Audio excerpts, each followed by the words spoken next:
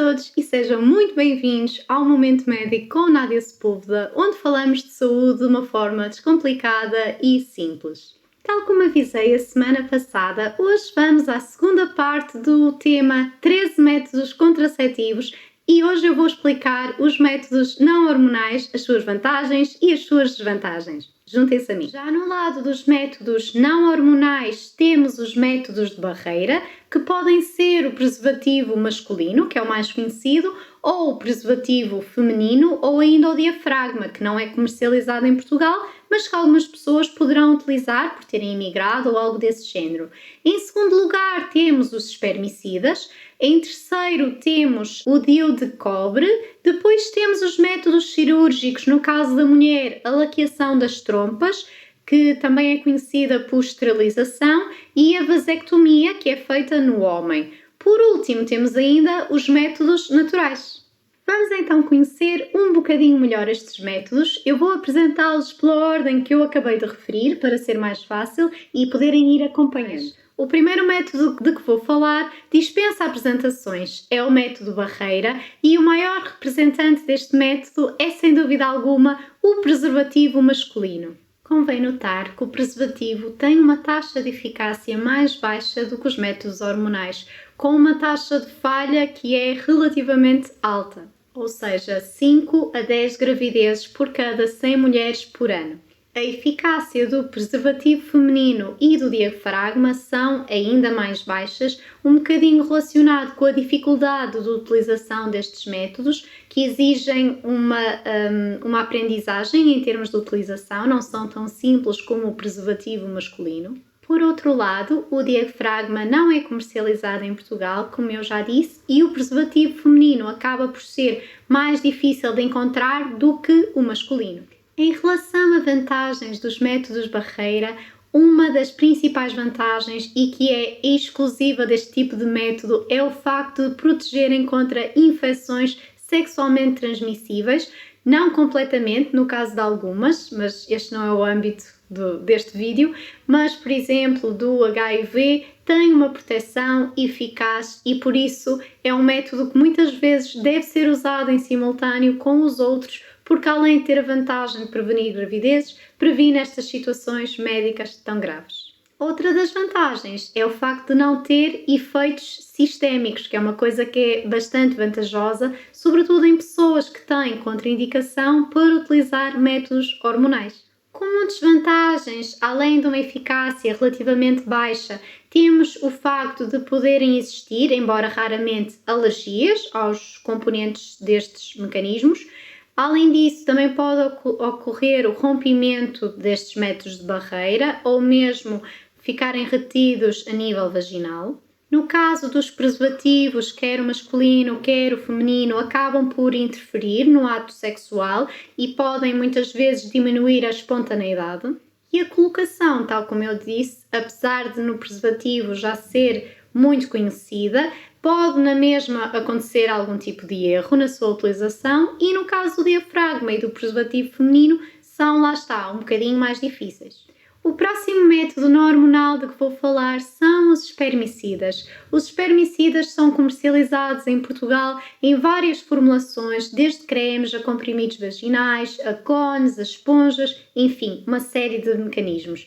A forma de atuar dos espermicidas é inativando quimicamente os espermatozoides, dificultando a sua deslocação e a sua função.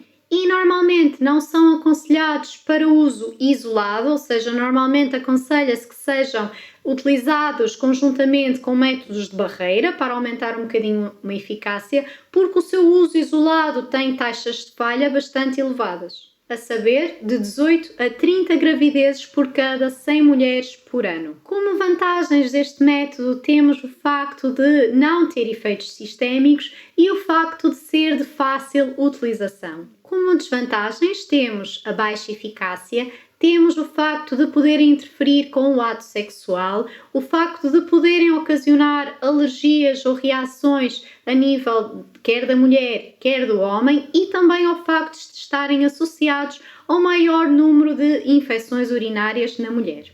O próximo método que vou falar é o DIU de cobre. A diferença relativamente ao DIU com prostativo é que a ação deste DIU é também mecânica, tal e qual como no prostativo, e as alterações inflamatórias que causa e que fazem com que seja tóxico para os espermatozoides e para os óvulos têm a ver com a existência de cobre na sua composição e não de hormonas. É um método que normalmente é mais recomendado a mulheres que já tiveram filhos e acima dos 25 anos, mas isto não quer dizer que esteja contraindicado fora destas indicações. São métodos contraceptivos que são muito eficazes e que oferecem uma contracepção duradoura de 10 anos, apesar dos estudos até comprovarem a sua eficácia até 20 anos. Como principais vantagens, temos o facto de não ser dependente da utilizadora, ser um método fiável e de ser seguro e de longa duração, o facto de não ter efeitos sistémicos e de poder ser utilizado em pessoas que têm contraindicação ao uso de contracepção hormonal. Relativamente a desvantagens, tem o facto de ser um procedimento um bocadinho invasivo e então, à semelhança do que eu falei para os DIUs prostatativos, pode haver algum risco de complicação, de infecção, de perfuração ou de expulsão, nomeadamente em mulheres mais jovens. Estes efeitos, no entanto, são bastante raros. Também pode ocorrer algum desconforto na sua colocação, tal e qual como no DIU com prostativo.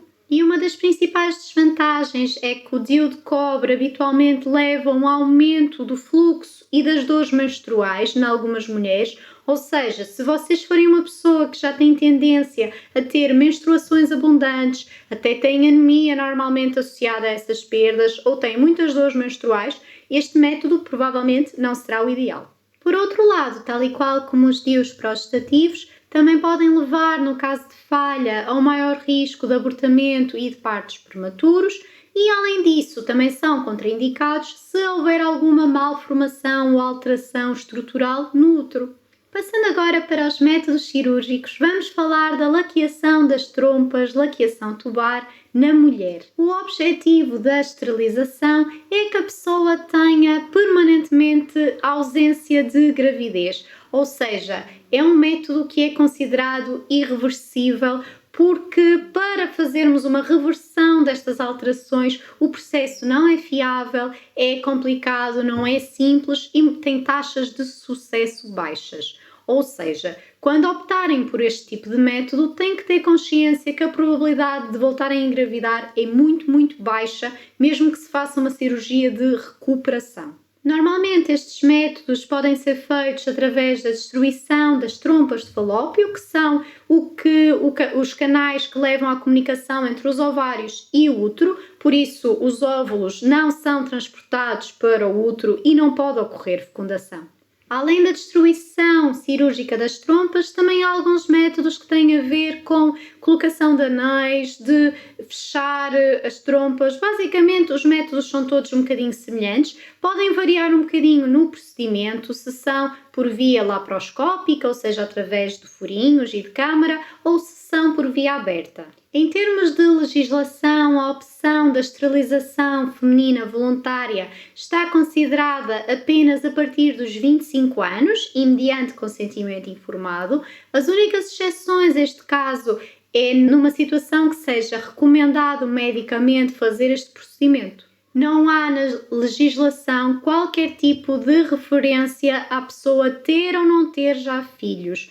No entanto, o que pode acontecer é que muitos ginecologistas e obstetras possam ser objetores de consciência, ou seja, não fazerem este tipo de procedimentos quando a pessoa não tem filhos ou por algum outro motivo. Eles têm esse direito a não querer fazer. A solução nestes casos é vocês procurarem outro profissional de saúde que não tenha problemas em fazer-vos esse tipo de procedimento. A esterilização feminina é um método extremamente eficaz, mas não é zero o risco de uma gravidez. Também depende um bocadinho da experiência e da técnica utilizada. A taxa de falha é de 0,5 a 1,8 gravidezes por cada 100 mulheres por ano. Como principais vantagens, este método tem o facto de ser um método eficaz e considerado definitivo, tem o facto de não ter implicações sistémicas e de não interferir com o ciclo menstrual da mulher, ou seja, Só porque as vossas trompas estão laqueadas ou estão fechadas, não quer dizer que vocês não tenham um ciclo menstrual absolutamente normal e que não notem nada em termos práticos. Em termos de desvantagens, temos o facto de ser praticamente irreversível, ou seja, a decisão deve ser tomada com esta consciência,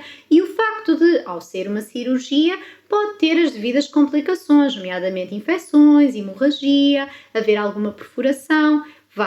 Nenhuma cirurgia é completamente isenta de riscos, apesar de ser uma cirurgia simples.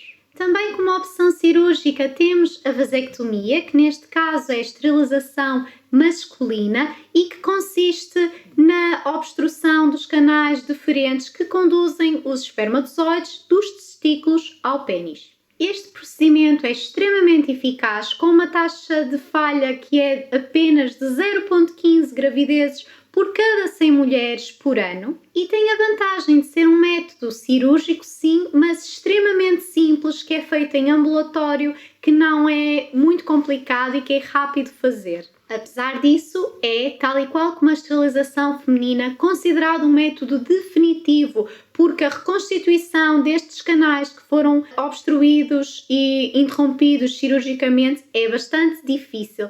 Uma nota: quando se faz este tipo de método, normalmente só começa a funcionar ao fim de 20 ejaculações ou 3 meses, sensivelmente. Por isso, até lá, o casal deve utilizar um método contraceptivo adicional. Gostaria de salientar também que o homem não vai deixar de ejacular por causa deste tipo de procedimento. Para ele vai ser absolutamente igual. Simplesmente, a substância que vai ejacular já não vão existir espermatozoides, já não se vai chamar de esperma. Como principais vantagens deste método, temos o facto de ser uma contracepção definitiva e muito eficaz. Temos o facto do procedimento ser cirúrgico, sim, mas ser bastante simples, e o facto de não interferir na sexualidade. Tal e qual como na esterilização feminina, as principais desvantagens deste método é o facto de ser praticamente irreversível e o facto de poderem acontecer complicações cirúrgicas, apesar de raras. Por fim, o último método contraceptivo são os métodos naturais, que podem ser de vários tipos, podem ser uma conjugação de vários métodos naturais por aí fora. Eu não me vou alongar muito, porque eu já fiz no meu Instagram um momento médico só sobre este tipo de métodos, que vocês podem consultar nos destaques, chama-se Métodos Naturais, e eu falo sobre isso no meu Instagram, _Nádia Sepúlveda. Se vocês não conseguirem aceder, peçam que eu mando-vos diretamente o link. Basicamente, os métodos naturais consistem na mulher conhecer o seu organismo e determinar o seu período fértil, e, nessa altura, quando é possível haver fecundação, fazer uma evicção da atividade sexual ou então utilizar um método adicional, por exemplo, o método de barreira. A eficácia dos métodos naturais é muito variável, porque há vários tipos de métodos, porque as mulheres não são todas iguais, porque é preciso alguma destreza para conseguir perceber isto e porque, lá está, o ciclo menstrual pode ser afetado por vários fatores externos, nomeadamente infecções, utilização de medicações, entre outras coisas. É por isso que a taxa de falha pode ir de 2 a 25 gravidezes por cada 100 mulheres por ano. Na sequência disto, é um método que acabamos por não recomendar quando uma gravidez for inaceitável, por exemplo, no contexto de uma adolescente que não queira ter filhos. A principal vantagem destes métodos é o facto de não ter implicação a nível sistémico, não ter nenhum efeito lateral, e além disso podem ser rapidamente revertidos, ou seja, este mês a pessoa quer engravidar e não os quer fazer, não faz. Por outro lado, estes métodos também podem ser utilizados para a pessoa determinar o seu período fértil e assim conseguir engravidar. Como principais desvantagens deste método, temos o facto de, lá está, não ser muito eficaz, de poder causar períodos longos de abstinência, por poder retirar alguma espontaneidade no ato sexual, por só poder ser utilizado por mulheres que tenham um ciclo menstrual regular, portanto não é para toda a gente, e implica também o conhecimento de 3 a 6 ciclos para conseguirmos perceber como é que funciona o nosso organismo. Consiste também num compromisso diário para nós vermos as alterações no nosso corpo. Por último, uma pequena referência ao chamado coito interrompido, que tem a ver com a remoção do pênis da vagina antes da ejaculação e que ainda é utilizado como método contraceptivo por muitas pessoas e que usualmente é colocado nesta caixa dos métodos naturais, apesar de não ser propriamente um método, digamos assim. E porquê é que eu não considero sequer que isto seja um método e muita gente também não? Porque além de exigir um autocontrole da parte do homem, que muitas vezes por várias circunstâncias não é sempre possível, por outro lado também há passagem de espermatozoides durante a relação sexual, mesmo antes da ejaculação. Por isso pode na mesma existir fecundação com estas pequenas quantidades de espermatozoides. É por este motivo que, para quem seja inaceitável uma gravidez, também não é um método recomendado. Ufa! Era tudo por hoje. Cheguei ao fim da explicação dos 13 métodos contraceptivos disponíveis em Portugal. Espero que tenha servido para vocês terem uma ideia mais clara das várias opções disponíveis e que da próxima vez que estiverem com o vosso médico e com a vossa enfermeira de família possam ter maior conhecimento de causa e perceber um bocadinho melhor as opções que vos são dadas e que estão na mesa. Espero que tenham gostado. Um grande beijinho. Já sabem, o próximo tema será 10 dúvidas sobre pílula. Conto convosco. Passem bem, um ótimo fim de semana. Um grande beijinho.